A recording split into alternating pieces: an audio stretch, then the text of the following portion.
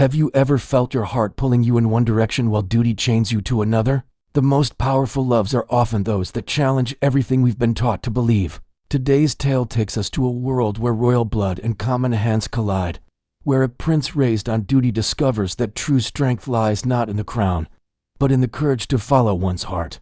The story I bring to you is one of forbidden connection, of two souls from opposite worlds who find in each other what their kingdoms could never give them: truth in a world of lies, warmth in a realm of cold stone.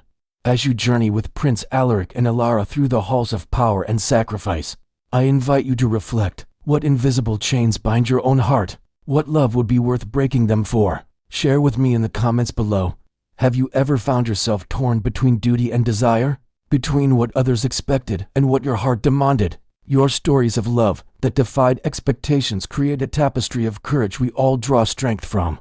Now, let us travel to the medieval kingdom of Eltharion, where a prince's perfect facade is about to crack, revealing the man hidden beneath the crown.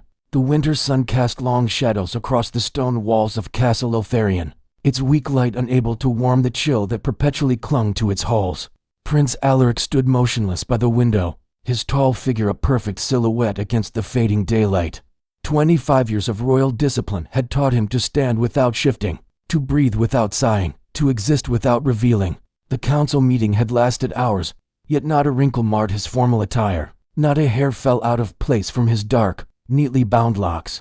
His father, King Roderick, still sat at the head of the table, fingers drumming methodically against ancient oak as the royal advisors filed out, their hushed voices fading down the corridor. The king did not look at his son. He rarely did unless it was to assess, to correct, to mold. When silence finally descended upon the chamber, Alaric turned. He knew better than to speak first. The king continued his rhythmic drumming, eyes fixed on invisible patterns within the wood grain. The flame of a nearby candle flickered as King Roderick finally spoke. His voice was the sound of steel being sharpened. The realm is fracturing, he informed his son. The northern villages were refusing to pay taxes. The western farms reported failed harvests for the third consecutive season. Whispers of rebellion reached even the castle walls, carried by servants who thought themselves unheard. Prince Alaric processed this information with practiced neutrality. His mind calculated potential military responses, tax adjustments, diplomatic missions. These were the solutions he had been trained to offer. But his father had something else entirely in mind. The king rose, his tall frame casting a long shadow across the stone floor. The kingdom needed a symbol, he declared, a gesture to pacify the common rabble. The royal bloodline would appear to humble itself, to reach down and lift up one of their own. His son would marry a commoner. The prince felt the first crack in his perfect composure, a slight widening of his eyes, the only betrayal of his shock. A commoner. The word itself seemed to dirty the air between them. Royal blood had remained untainted in Eltharion for 7 generations. But King Roderick was not asking. The girl had already been chosen. The daughter of a disappeared blacksmith, known among the peasants for her small acts of defiance against the crown, feeding the hungry when the king's law forbade sharing of harvest, tending the sick when illness was declared a sign of weakness. The perfect trophy to display the crown's false mercy. Her name was Alara. What the king did not say, but what Alaric understood all too well, was that this marriage was both symbol and punishment, a humiliation carefully crafted to remind the prince that even his most personal choices belonged to the crown, to the king, to the legacy that had shaped him into the perfect heir, obedient, controlled, and hollow. Later that night, Prince Alaric stood alone in his chambers, a rare moment when the mask could slip, when the weight of the crown could be acknowledged, if only in silence. His fingers traced the cold metal of his royal signet. He had never questioned his path before. The absence of choice had been his certainty, his safety. Now, he would be bound to a stranger, a commoner whose hands had known labor, whose tongue had known freedom. The thought stirred something unexpected within him. Not just revulsion at the breaking of tradition, but a strange, uncomfortable curiosity. What would it be like to speak with someone who had never been taught the careful language of courts? Someone who had seen the kingdom not from towers of privilege, but from its muddy roads and humble hearths. Beyond the castle walls, in the lower town where thatched roofs sagged under the weight of early snow, Alara stood in the small room she called home. The royal guards had left moments before, their proclamation still hanging in the frozen air. She was to report to the castle at dawn. She was to become a princess. Around her, neighbors gathered in stunned silence. Some whispered that it was an honor, a miracle, a blessing from fate itself. Others, with darker eyes and hushed tones, called it what it truly was, a trap. A royal cage being prepared for the blacksmith's daughter, who had become a thorn in the crown's side. Elara's hands, rough from work and winter, closed around the iron pendant her father had left behind, a simple circular design with markings. She had never understood. He had vanished 3 winters ago, his forge abandoned with the fire still burning. The king's men had said he fled to escape debts, but Elara knew her father, knew his hands that created rather than destroyed, knew his heart that gave rather than took. Something had happened to him, something the crown did not wish to name. And now the crown sought to claim his daughter. Morning came with the somber toll of cathedral bells. Prince Alaric watched from the highest tower as a simple cart made its way through the castle gates. A lone figure sat within, wrapped in a cloak too thin for the bitter cold, her red hair visible even from this distance aflame against the winter white. In the shadows of a nearby corridor, Duke Merrick, the king's brother, observed his nephew with calculating eyes. Tall and lean where the king was broad and imposing, Merrick had cultivated the perfect courtier's presence, always near power, never threatening it openly. His smile rarely reached his eyes as he approached the prince, voice honeyed with false warmth. The duke spoke of tradition, of bloodlines, of the shame this union would bring. He offered solutions, ways the marriage could be annulled after it had served its purpose, ways the commoner bride might meet with unfortunate accidents. His words spilled forth like poison from a gilded cup. Prince Alaric cut him short with a glance. Cold as his father had taught him to be, empty as his upbringing had hollowed him, he was the crown prince of Eltharion. If his father decreed he would marry the blacksmith's daughter, then so it would be. The law was absolute. Duty was absolute. His life was not his own, but neither was it his uncle's to manipulate. The duke withdrew, his smile tightening at the corners. Another plan thwarted, but Duke Merrick had patience. 20 years he had waited in his brother's shadow, watching for weakness, nurturing his network of spies and loyalists throughout the castle. This common girl might yet prove useful. Disruption created opportunity, and Merrick had spent a lifetime learning to exploit both. In the castle's receiving hall, Elara stood surrounded by ladies-in-waiting who tugged at her clothes, her hair, her very presence with thinly veiled disgust. Their perfumed hands recoiled each time they touched her, as if common blood might stain their fingers. They spoke around her rather than to her, discussing what miracle of transformation might make her presentable for court. Elara remained silent, her green eyes taking in every detail of her lavish prison. The tapestries depicting royal victories, the stone floors polished to gleaming, the servants who moved with downcast eyes and measured steps. This was the machine that ground her people to dust, that took their harvests and returned nothing but demands for more. And somewhere within these walls was the man she was to marry, the prince she had seen only from a distance during royal processions, a figure as remote and cold as the castle itself, a stranger who was now to be her husband, her lord, her jailer. The castle's great hall fell silent as Prince Alaric entered. Nobility lined the walls, their curious eyes following his measured stride toward the throne where King Roderick waited. The air itself seemed to chill in the king's presence, his crown a heavy golden reminder of absolute authority. Alaric bowed precisely, neither too deep to suggest weakness nor too shallow to suggest disrespect. Years of training guided every movement. When he rose, he turned toward the far doors where his bride would enter. His face betrayed nothing, not even to the keenest observer. Inside, however, a storm was brewing, not of rage or resistance, but of questions he had never before allowed himself to ask. The doors swung open. Elara entered. The court's reaction was immediate. Barely concealed smirks, widened eyes, hushed whispers behind jeweled hands. The ladies-in-waiting had dressed her in finery that was deliberately ill-fitted. Her hair arranged in a style that emphasized rather than disguised her common origins. It was humiliation crafted with expert precision. Yet Elara walked without hesitation. Her steps were not the practiced glide of nobility, but the determined stride of someone who had walked miles in winter to bring medicine to the sick. Her head was held high not from training and deportment, but from years of refusing to be broken by circumstance. When she reached the throne, she did not curtsy with practiced grace. She bowed her head simply, briefly, a gesture of acknowledgement rather than subservience. King Roderick's mouth tightened. The court held its collective breath. This was not the cowed commoner they had expected, grateful for royal attention. This was something altogether more dangerous, dignity without permission.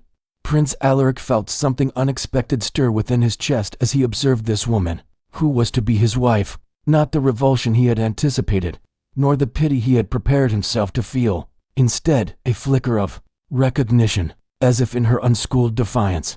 He glimpsed something he had lost long ago, or perhaps had never been allowed to possess. The ceremony that followed was brief and cold. No celebration, no feast, no traditional blessing of the union. Words were spoken, documents signed. A marriage created not from love or even alliance, but from political calculation. When it ended, they were husband and wife in name only, strangers bound by royal decree, pawns on the king's board. As they walked from the great hall, the court parted before them like a reluctant sea. Whispers followed in their wake: the scandal bride, the prince's shame, the blacksmith's daughter. Elara heard each one, cataloging them alongside every slight, every hardship she had endured. Prince Alaric walked beside her, close enough that their shadows merged on the stone floor, yet separated by an invisible chasm wider than the kingdom itself. Their shared chambers were opulent yet cold, a suite of rooms high in the eastern tower with windows that overlooked the distant mountains. Servants had prepared it with mechanical efficiency to separate sleeping areas, divided by a common sitting room. A marriage in name only, as the king had intended. Prince Alaric spoke for the first time when they were finally alone, his voice formal, rehearsed. He explained her duties, her restrictions, the behaviors expected of a royal consort. The words fell between them like stones dropped into still water, creating ripples of tension that expanded outward. Elara listened without interruption. When he finished, she asked one question, her voice clear and direct in a way no one at court ever spoke. "Why did you agree to this?" The prince stared at her, momentarily speechless. No one had asked him why about anything in years. His actions were dictated by duty, by expectation, by the weight of the crown that waited for his brow. Choice was a luxury he had never been granted. Before he could formulate a response that fit within the narrow confines of his training, a knock interrupted them. A royal messenger, breathless and apologetic, required the prince's immediate presence. The king commanded it. Alaric left without another word, the question hanging unanswered in the air between them. Elara remained alone in her new prison, more luxurious than any home she had known, yet more confining than she could have imagined. She moved to the window, fingers tracing the cold stone as she looked out over the kingdom that had both created and trapped her. Somewhere below, in the lower town, people whispered her name, some with hope that she might bring change from within, others with resentment that she had abandoned them for royal comfort. They were wrong on both counts. She had not chosen this path, nor did she intend to forget those she had left behind. Her father had disappeared within these very walls. Now she was inside them too, closer than ever to discovering the truth. In the king's private chambers, Prince Alaric stood rigidly as his father paced. Reports had arrived from the northern villages, public celebrations for the prince's marriage to one of their own. The commoners were interpreting the union exactly as the king had intended, as a sign of royal connection to their plight, as hope for change. But King Roderick was not satisfied.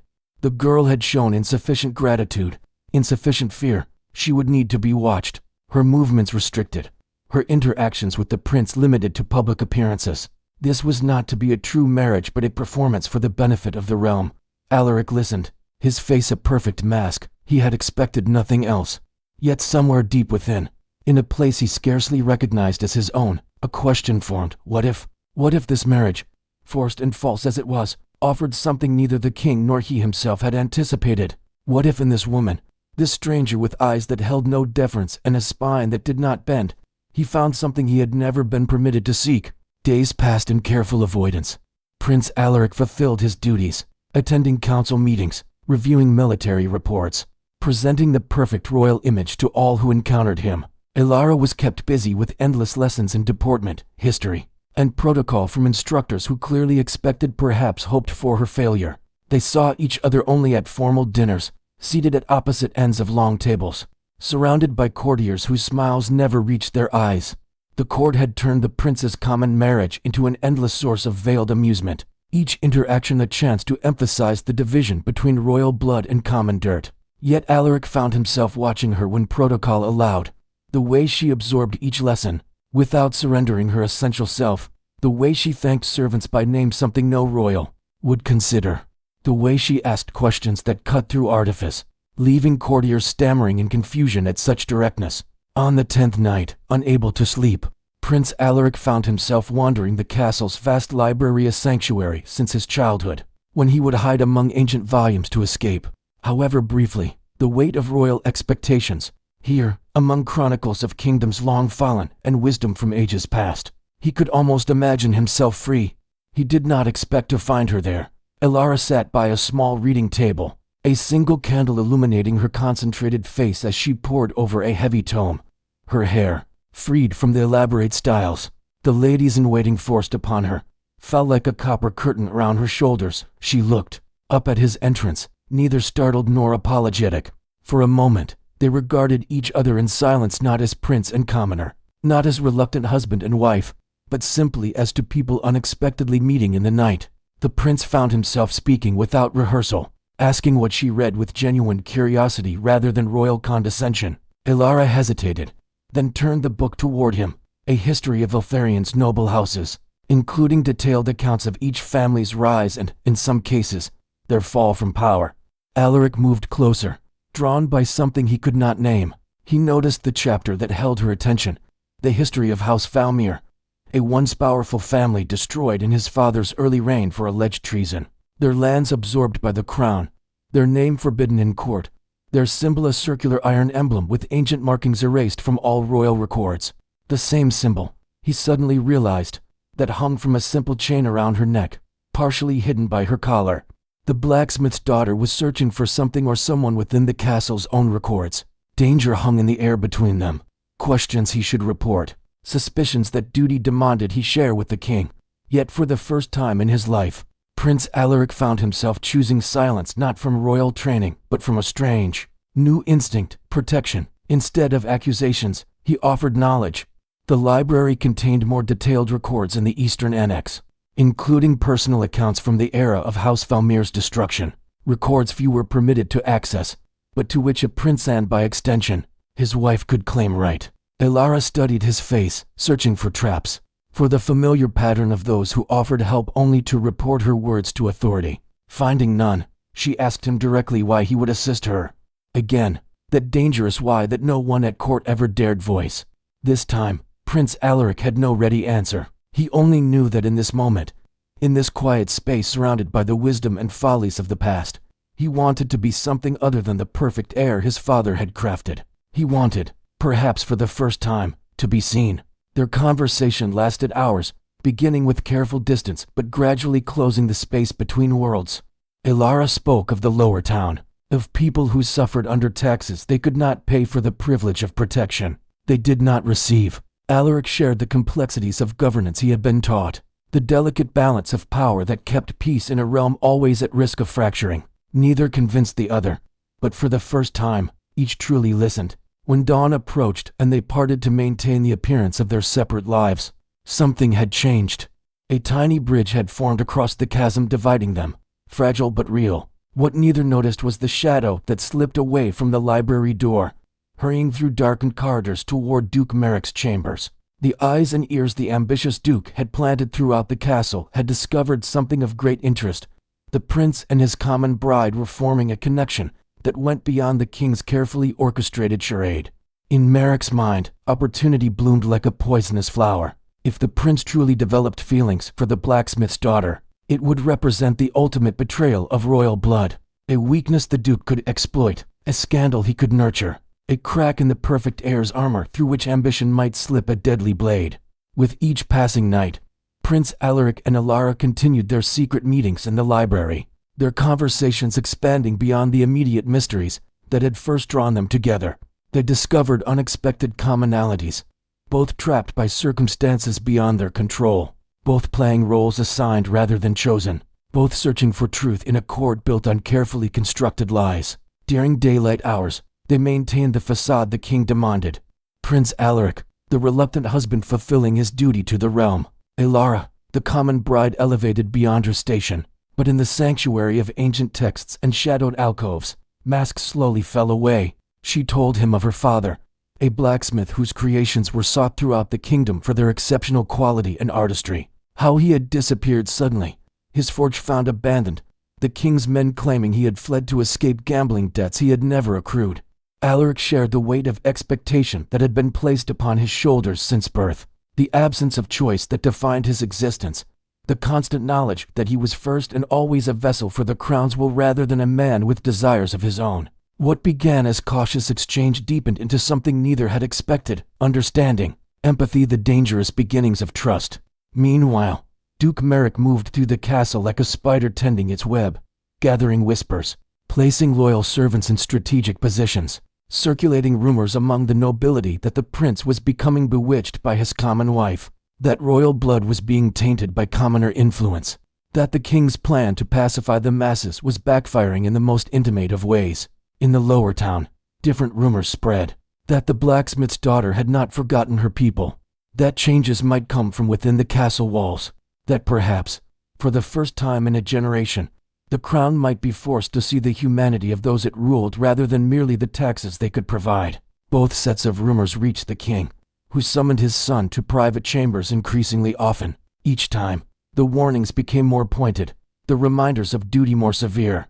The marriage was a political tool, nothing more. The girl was a symbol, not a wife in truth. Affection was weakness a future king could not afford, and each time, Prince Alaric responded with perfect composure, perfect obedience, perfect lies. He was his father's son, shaped by decades of royal discipline. The mask he had worn his entire life did not slip even as, inside, something new and fragile was taking root, something that frightened and exhilarated him in equal measure. On the 30th day of their marriage, as winter's grip on the kingdom began to loosen, Alara made a discovery in the library's most ancient section. Hidden within a crumbling account of border disputes from 3 generations past, was a folded parchment that had not seen light in decades, a detailed accounting of the true events surrounding House Valmir's destruction. It named names. It listed witnesses.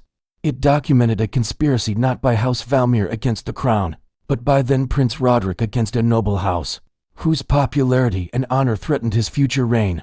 Most damning of all, it implicated Duke Merrick as the architect of false evidence that had condemned an innocent family to destruction. As Alara's hands trembled holding this dangerous truth, she heard familiar footsteps approaching. Alaric entered their meeting place, his face unusually grave. Royal spies had reported their nightly meetings to the king. Court physicians were suggesting that the common bride was using forbidden herbs to enthrall the prince, turning him against his royal duty. The Duke had been granted special authority to investigate these concerns.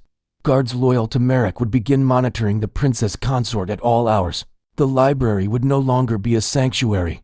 For the first time since their strange journey began, Prince Alaric reached for Alara's hand not as a formal gesture in court, but as a man seeking connection with a woman who had awakened something within him he had thought long dead. His eyes fell to the document she still clutched in her other hand, the evidence that could shatter the foundations of his father's reign. He should have been horrified. He should have seized the treasonous material and reported both it and her to the king immediately. Every lesson of his upbringing demanded it.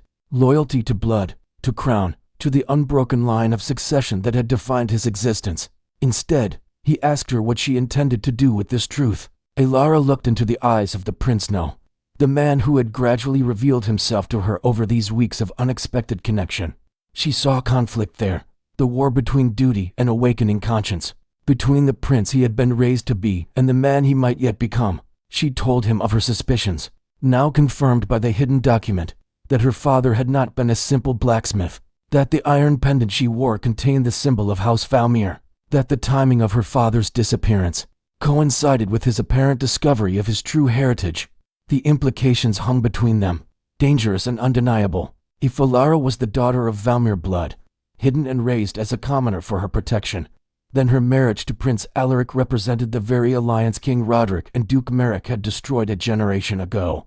The wheel of fate had turned full circle, placing the legacy of their greatest crime directly within the royal bloodline. Before they could speak further, urgent knocking interrupted them. One of the few castle servants loyal to Alara rather than the Duke or King entered in haste, warning them that Duke Merrick's men approached. The library was no longer safe. They had moments, nothing more. Alaric acted with decisive speed that surprised even himself. He led Alara through servant passages he had discovered as a curious child, paths through the castle walls that even the king's spies did not monitor. As they moved through darkened corridors, He made a decision that would forever alter the course of both their lives. He would help her uncover the full truth about her father, about House Valmir, about the crimes that had placed his own father on the throne, not for vengeance or power, but because something inside him had awakened a hunger for truth that overrode even the perfect loyalty that had been bred into his bones. That night, as they found temporary sanctuary in an abandoned watchtower accessed only through forgotten passages, Prince Alaric and Alara sealed their dangerous alliance with words neither had expected to speak, words of trust, of mutual protection, of a partnership formed not from royal decree, but from choice, perhaps the first real choice the prince had ever made. As they looked out over the sleeping kingdom, the weight of their discoveries heavy between them, Duke Merrick gathered his loyal knights in shadowed chambers below. The trap was nearly ready. The evidence of the princess consort's treasonous manipulation of the crown prince had been carefully manufactured. At the upcoming spring banquet, before the entire court, the Duke would spring his trap, eliminating the blacksmith's daughter and positioning himself as the kingdom's protector against common corruption of royal blood. What the ambitious Duke could not know, could not imagine, was that for the first time in a lifetime of perfect obedience, Prince Alaric of Eltharion had discovered something worth defying a king for.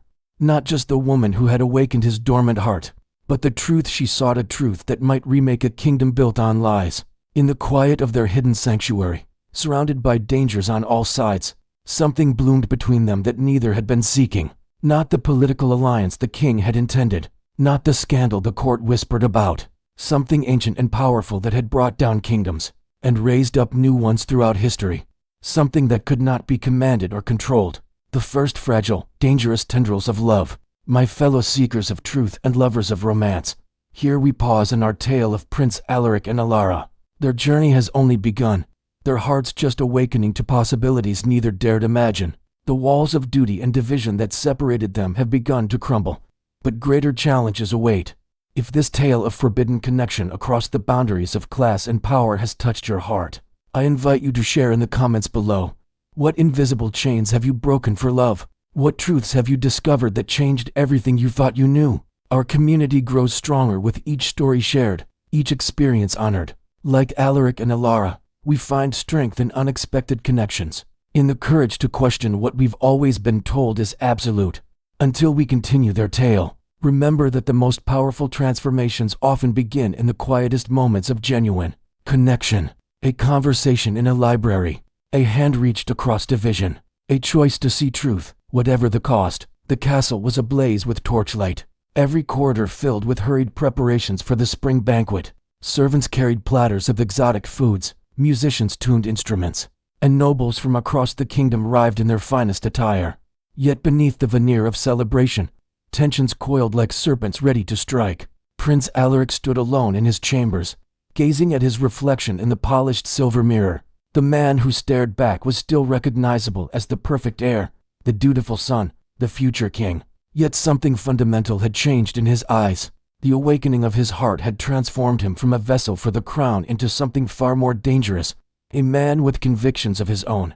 In her separate quarters, Alara prepared with the assistance of ladies-in-waiting who had begun to regard her with confused curiosity rather than open disdain. The common girl who had entered the castle 30 days ago would have been overwhelmed by such an occasion. But the woman who would enter the great hall tonight carried herself with a dignity that came not from lessons in royal deportment, but from newfound purpose.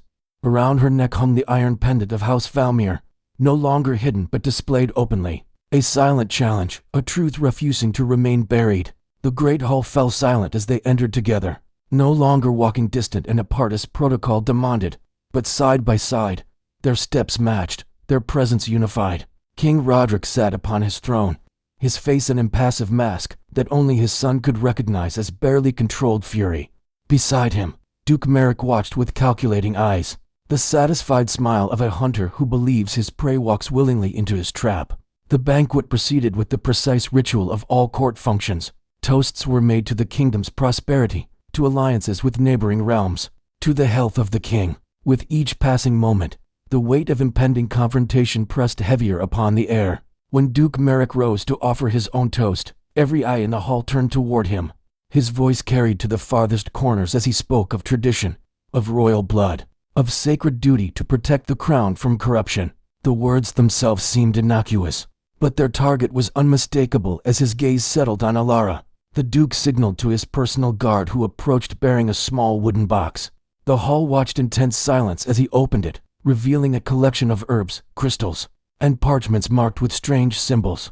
Evidence, he claimed, found hidden in the princess consort's chambers. Tools of enchantment used to bewitch the crown prince, to turn him against his royal father, to corrupt the succession with common influence. Alara's face remained calm even as accusations of witchcraft and treason filled the hall. She had expected this moment, had prepared for it during those quiet nights with Alaric in forgotten corners of the castle. What she had not anticipated was the elderly knight who rose from his seat at the far end of the hall, his weathered hand reaching for his sword in trembling defiance. Sir Edric, once the greatest swordsman in the realm, now bent with age but not with fear, stepped forward. His voice, though aged, carried the weight of absolute conviction as he addressed not the Duke, but Alara directly. He spoke a name not uttered in court for 20 years, Lorien of Valmir. The hall erupted in shocked whispers as Sir Edric knelt before Alara, swearing his sword to the daughter of his fallen lord. The iron pendant she wore, he proclaimed for all to hear, was not merely a symbol, but a key crafted by her father before his disappearance, containing proof of the true events that had placed Roderick on the throne. King Roderick's roar of rage silenced the hall as he demanded the knight's immediate arrest. Duke Merrick, seeing his carefully orchestrated accusation overshadowed, drew his own sword and lunged not toward Sir Edric, but toward Prince Alaric, the final move in his long game to eliminate both nephew and brother in one stroke. What happened next would be riddled for generations. Prince Alaric, trained since childhood in the art of combat, but never tested in true battle, moved with fluid precision to meet his uncle's blade. The clash of steel echoed through the stunned hall, as years of obedience transformed into the perfect defense of what he had come to value above duty, above crown, above his own life, truth, and the woman who had awakened him to its importance. Blood splashed across marble floors as the Duke's blade found flesh, cutting deep across the prince's arm. Yet Alaric did not falter, did not retreat. With a movement that combined royal training with newfound purpose, he disarmed his uncle and held his own blade to the Duke's throat. The hall held its collective breath. Son stood against father. Truth confronted lies maintained for a generation. The perfect heir faced the king who had shaped him, then sought to control him. Prince Alaric's voice filled the silence, carrying not the cold authority of his training, but the clear strength of conviction. If loving truth was treason, he declared, then let the weight of the crown crush him. If defending innocence against power was betrayal, then he betrayed willingly. If choosing to see with his own eyes rather than through the veil of royal decree was failure, then he had failed his father's teachings completely. He turned to Alara, whose eyes held not triumph, but compassion even for the king who had destroyed her family. In that moment, something passed between them that even the most observant courtier could not fully comprehend, a recognition that vengeance would only continue the cycle that had brought them to this precipice. King Roderick rose from his throne, his face twisted with emotions long suppressed. The mask of perfect kingship shattered to reveal the man beneath, haunted, bitter, enslaved by his own crown. His voice shook as he pronounced judgment, exile. His son and the last daughter of Valmir would leave the kingdom by dawn, never to return on pain of death. The pronouncement fell like a physical blow upon the court. Exile for a crown prince was unprecedented, unthinkable. Yet in Alaric's eyes shone something unexpected, relief. The chains of duty that had bound him since birth were broken at last. As guards surrounded them to escort them from the castle, Alaric took Alara's hand openly before the entire court. No longer prince and commoner, no longer reluctant husband and arranged bride, but simply man and woman choosing each other above all else. They departed as the first light of dawn broke over the eastern mountains, carrying nothing but the clothes they wore, the sword Alaric had used to defend her, and the iron pendant that contained truths too dangerous for a kingdom built on carefully constructed lies. The common people lined the roads as they passed, silent witnesses to the fall of their prince and the girl many had begun to see as their champion.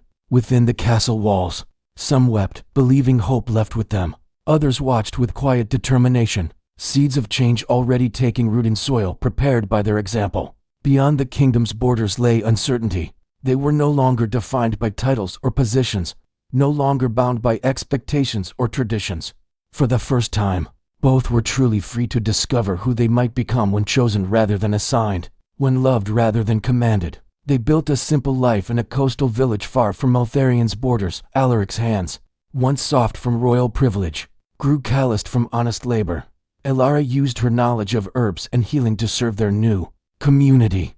Together they created something neither had experienced within the castle walls, a home built on truth, choice, and the love that had defied a kingdom. Years passed like the changing seasons, each one taking them further from the royal drama that had defined their beginning. Yet the story of the prince who chose love over crown spread through ballads and tavern tales, growing with each retelling until it reached mythic proportions. In Eltharion, King Roderick ruled with increasing isolation.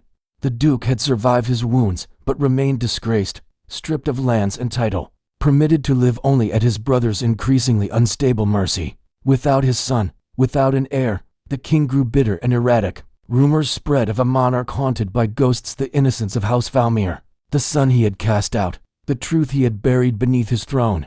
When plague swept through the kingdom in the 7th year of exile, it struck the castle with particular virulence.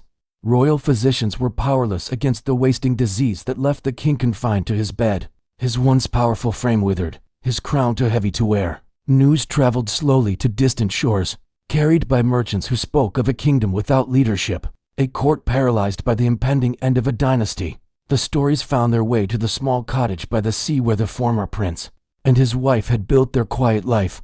Elara received the news with the compassion that had become her hallmark. The man who had destroyed her family was dying alone, haunted by his deeds, with no one to offer comfort or forgiveness. The past could not be undone, but perhaps, she suggested to her husband, its poison might be drawn through one final act of mercy. Their return to Eltharion was made in secret, traveling hidden roads, their faces changed by years and simpler living. The castle they entered through forgotten passages was a shadow of the imposing fortress they had left. Guards were few, servants fewer, the once gleaming halls dulled by neglect. In the king's chambers, attendants had abandoned their posts, fearing contagion.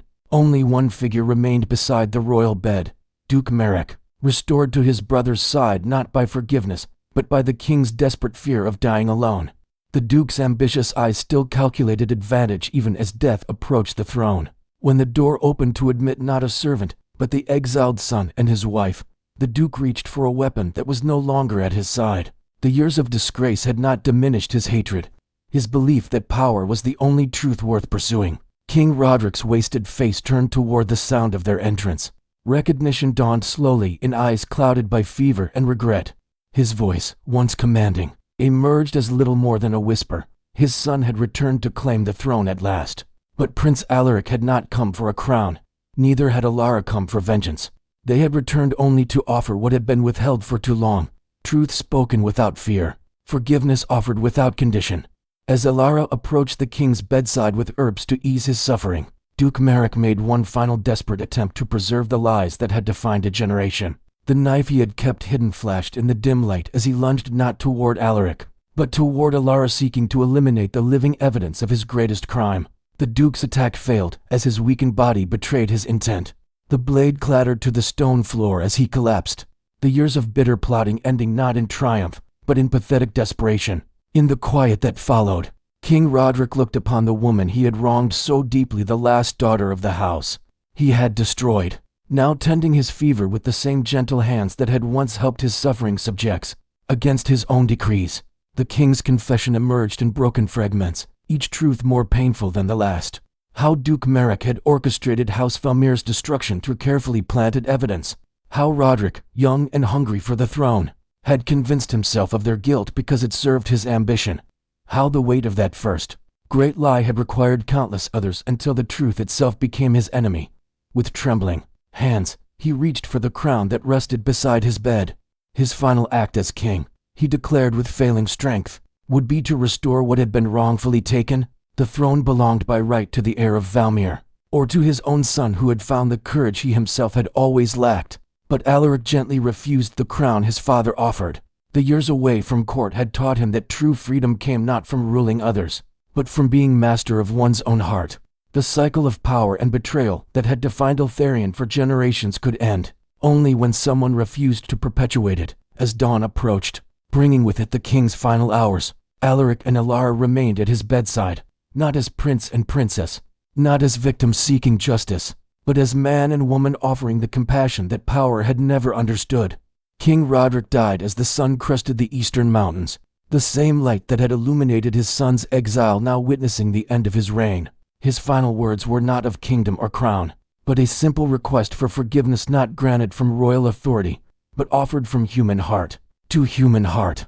In the aftermath, Prince Alaric and Alara did not remain to guide the succession. The choice of who would rule belonged to those who would live under that rule. Instead, they placed the iron pendant and its contained evidence before the royal council, ensuring that whatever dynasty followed would begin with truth rather than convenient lies. The couple departed as they had arrived, through shadow and forgotten ways. They returned to their coastal home as the kingdom they left behind began the painful process of rebuilding upon foundations of honesty rather than power. Their story spread through the years, transformed by time and telling into the ballad of the prince and the blacksmith's daughter. Some versions ended with them taking the throne, others with magical transformations or epic battles. The truth that they chose love over power, compassion over vengeance, freedom over crown was perhaps less dramatic, but infinitely more revolutionary. In their simple home by the sea, they would sometimes smile at the elaborate tales travelers brought of their own legend. The reality of their love required no embellishment, no royal setting, no dramatic proclamations. It lived in quiet moments, in choices made daily, in the freedom they had found by breaking every chain that would have bound them to paths not their own. The lesson they left behind echoed through generations, that the most profound revolution begins, not with the clash of armies or the fall of thrones, but with the courage to see with one's own eyes, to love without permission, and to choose a path that power neither sanctions nor understands. Dear viewers, our tale of the prince and the blacksmith's daughter has reached its conclusion. A story of love that transcended the boundaries of class and power, of courage that challenged the very foundations of a kingdom, of hearts that chose freedom over the gilded cages of privilege. If this journey has touched your heart, if the courage of Alaric and Alara has inspired you to examine the invisible chains in your own life, I invite you to join our community of romantic souls. Subscribe to our channel for more tales of medieval love that defied all odds, of hearts that chose truth over comfort, of courage that transformed worlds. By joining us, you become part of a fellowship that celebrates the power of love to break barriers, to heal ancient wounds, to write new endings to stories that seemed set in stone. Like the villagers who lined the roads to witness Alaric and Alara's exile, you too can be part of a movement that believes in love's revolutionary power. Activate notifications to ensure you never miss our next adventure into the heart's most valiant battles. Until we meet again in another tale of medieval passion, remember that the most powerful magic has always been the courage to love truly, madly, deeply. Consequences be damned.